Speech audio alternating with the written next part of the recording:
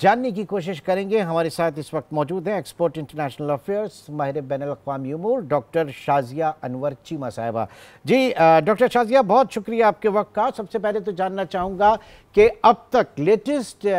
जो अपडेट्स आ रही हैं, जिस तरीके से मामलात आगे चल रहे हैं, आप सिफारती लिहाज से भी ज़रा हमें बताइएगा और क्या होने जा रहा है। सिफारती लिहाज से तो जैसे आपने बहुत बेहतर तरीके से इशारा कर दिया कि सिक्योरिटी काउंसिल में पुलवामा का जो फॉल्स फ्लैग ऑपरेशन हुआ था उसमें ये हमारी तरफ फिंगर पॉइंटिंग में कामयाब हो गए थे, लेकिन हर दफ़ा एक ड्रामा जो है वो इस तरह नहीं बिक सकता। तो इस दफ़ा बहुत कोशिश के बावजूद भी दहशत गर्दी की मजम्मत हुई है, जो कि हम बहसीत पाकिस्तानी भी करते हैं, पाकिस्तान एज अ स्टेट भी करता है, और हम उसके फ्रंट लाइन पे उसको भुगत भी रहे हैं और उसका मुकाबला भी कर रहे हैं। तो दहशत गर्दी तो कोई चेरिश करने वाली बात ही नहीं है। तो दहशत गर्दी की मजम्मत हुई है, लेकिन जो इंडिया चाह रहा था वो नहीं हुआ,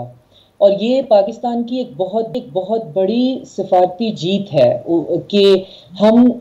इस चीज़ में कामयाब हो गए हैं, दुनिया की दूसरी ताकतों को ये बताने में, समझाने में कि क्या खेल खेला जा रहा है। ये और बात है कि उनको ऑलरेडी पता होता है क्या खेल खेला जा रहा है। बिल क्लिंटन ने अपनी किताब में लिखा था छत्तीसगढ़ के वाकये के बाद कि अगर मैं उस दिन ना जाता और मेरा विजिट आगे पीछे हो जाता तो 26-27 जितने भी लोग शहीद हुए थे उनकी जानें बच सकती थी। तो पता इनको होता है। लेकिन इस दफ़ा भी अब देखें कि अपनी डोमेस्टिक और इंटरनेशनल आइसोलेशन को बचाने के लिए और अपने जो एक होता है दोनों पिवट्स में ग्लोबल साउथ और नॉर्थ के दरमियान पैडलिंग करने के लिए, जब आप खुद अपने आप को इतनी मुश्किल पोजीशन में डाल लेते हैं, आप एक तरफ रशिया के साथ हैं, दूसरी तरफ आप अमेरिका, फिर जेडी वैंस का विजिट है, वो आपसे कह रहे हैं कि टैरिफ्स में हमारे साथ खड़े हो जाओ, क्योंकि हमारा मिशन ही ये था कि हमने चाइना को आइसोलेट करना है। तो आप उसमें भी चहमगोइयाँ कर रहे हैं कि आप चाइना के साथ आपका इतना ज़्यादा ट्रेड है, आप वो भी नहीं ख़त्म कर सकते। तो अब आप फिर क्या करेंगे? आप कुछ ना कुछ तो करेंगे अपने आने वाले इलेक्शंस अपनी डोमेस्टिक कंजम्पशन। ठीक, डॉक्टर शाज़िया एक बार फिर ज़रा उसी बयान के ऊपर आ जाते हैं सलामती कौंसिल का, क्योंकि ये पाकिस्तान की एक बड़ी सिफारती कामयाबी मानी जा रही है। इस बयान में जो भारत का इंसिस्ट है कि जनाब पहलगाम लफ्ज़ के ऊपर उसका जोर था, लेकिन पाकिस्तान ने इसमें जम्मू कश्मीर को भी शामिल कराया। इसके अलावा जो इसकी इंटेंसिटी, ज़ाहिर कि दुनिया को भी पता है क्या खेल है, और ये फॉल्स फ्लैग ऑपरेशन हुआ था 22 अप्रैल को और जो मजम्मती बयान 26 अप्रैल को आया। अब ये बताइए कि पाकिस्तान किस तरीके से इंगेज कर रहा है और लोगों को, या जो कुव्वतें जो अमन चाहती हैं, चाहे उसमें ईरान हो, चीन हो, सऊदी अरब हो या दीगर ममालिक हों, तो भारत क्या रिस्पॉन्ड करेगा? पाकिस्तान तो ये भी ऑफर कर चुका है कि जनाब एक इसकी आज़ादाना इन वाक़यात की, चाहे आपका ये पहलगाम का हो या फिर जाफर एक्सप्रेस का हो, इसकी आप कहीं से भी इन्वेस्टिगेशन करवा लें। इंडिया कैसे रिस्पॉन्स करेगा? इंडिया के पास इस दफ़ा बच के पतली गली से निकलने का मार्जिन बहुत कम है। मैंने पहले भी कहा कि जब आप एक ही घिनौना गंदा खेल बार बार खेलते हैं तो डेफिनेटली उसने एक्सपोज हो ही जाना होता है। आपने 2 दिन की मीडिया कवरेज दे ली, आपके मीडिया के ऊपर ऑलरेडी ये बातें भी होती हैं कि आप इस टीआरपी से और इससे पैसे कमाए जाते हैं। जो जब लाशों पे इस तरह की इतनी गंदी सियासत हो रही होती है तो उसने फिर खुल के सामने आना ही होता है। पाकिस्तान जो है उसका स्टांस हमेशा से यही है कि पाकिस्तान ना कोई जंग चाहता है, किसी भी हमसाये के साथ ना जंग करना चाहता है। हम तो हमारी दहशतगर्दी के खिलाफ जंग है जो कि हम लड़ रहे हैं, और सिफारती एतबार से आप देखें तो हमारे ईरान के साथ बहुत अच्छे ताल्लुकात हैं, हमारे चीन के साथ, हमारे रूस के साथ, खित्ते में जितनी भी बड़ी ताकतें हैं उन सबके साथ हमारे बहुत अच्छे ताल्लुकात हैं, और साथ में अब हमारे बांग्लादेश के साथ भी बहुत अच्छे ताल्लुकात हैं। अब लेकिन जो सुपर पावर है मैम, जो सुपर पावर है अमरीकी सदर, वो तो इतने नाबलद हैं इस तारीख से। वो कहते हैं जनाब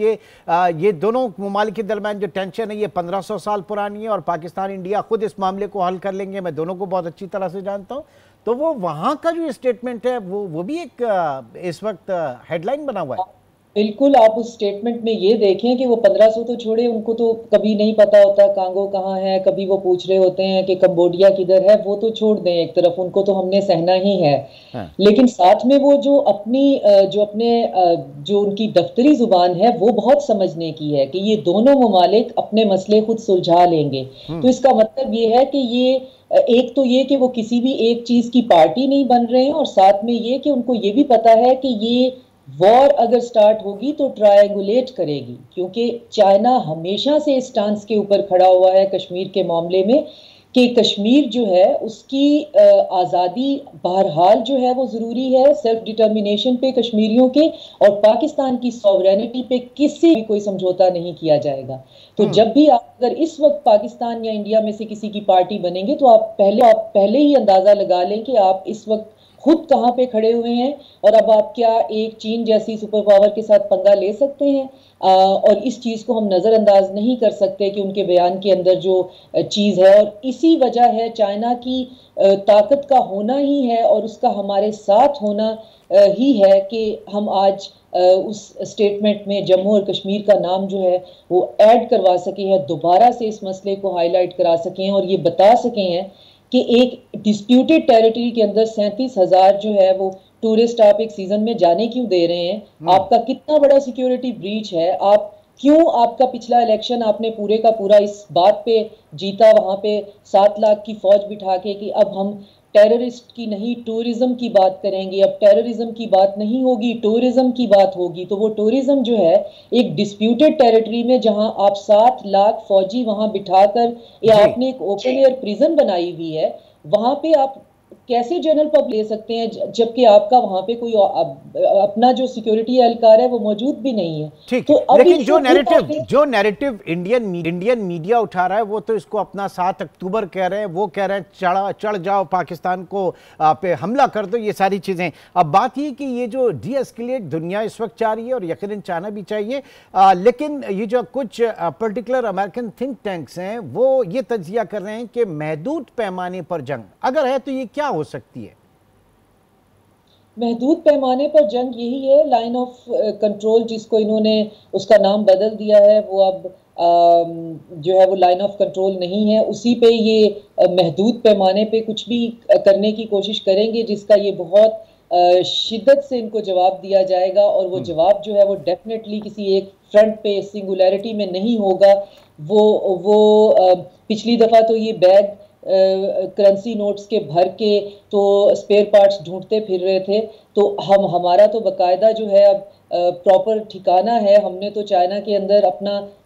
बना लिया हुआ है पूरा सिस्टम, तो अब ये ढूंढेंगे स्पेयर पार्ट्स, और हमें पता है कि जंग जो है वो किस नौयत की और कैसे करनी है। लेकिन इसके बावजूद मैं वॉर मॉन्गरिंग की से बहुत ज़्यादा मैं बाज़ औक़ात फंबल भी करने लगती हूँ, मुझे इस टॉपिक पे ही बात करना बहसियत पाकिस्तानी पसंद नहीं है कि दो न्यूक्लियर पावर जंग का मजाक कर कैसे सकते हैं। अगर अच्छा, अब ये जो वाटर एग्रेशन अभी जारियत जो इंडिया ने शुरू की है, और ज़ाहिर के जो इंडस वाटर ट्रीटी और इसकी सेंटिटी जो है वो कभी चैलेंज नहीं हुई, ना 71 में हुई, ना 65 में हुई, ना कागल में हुई, और दुनिया इसकी मिसालें देती थी।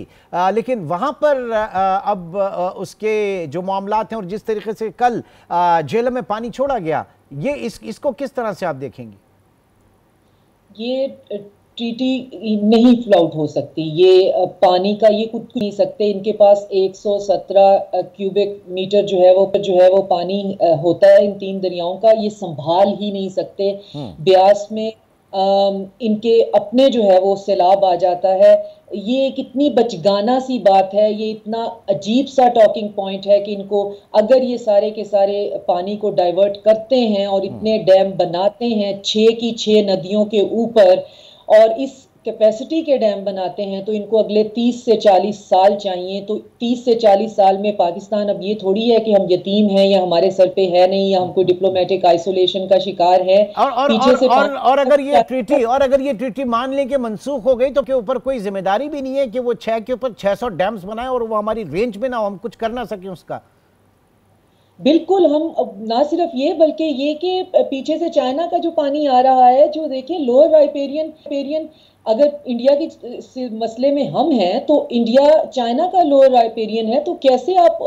इस तरह से दरिया एक दूसरे के बंद करने लग जाएंगे और लोगों का पानी बंद कर देंगे। ठीक। असल में बात यह है कि अभी जो रिपोर्ट सामने आ रही हैं कि इनके पास इजराइल के, और बहुत मुसद्दका रिपोर्ट्स हैं कि ये इजराइल से बहुत अच्छे तरीके से मदद ले रहे हैं, जिसकी वजह से इन्होंने पहले दिन जो है इसको 7 अक्टूबर भी कहने की कोशिश की, लेकिन जब सेन माइंड्स ने इनको समझाया कि आप ओपनली जेनोसाइड की बात कर रहे हैं तो इस फ्रेमिंग से बाज रहें, तो फिर ये 7 अक्टूबर से थोड़ा सा पीछे हटे। इनको कहा यही गया था कि वंस एंड फॉर ऑल कश्मीरियों का मसला हल करते हैं on the design of Palestinian. तो ये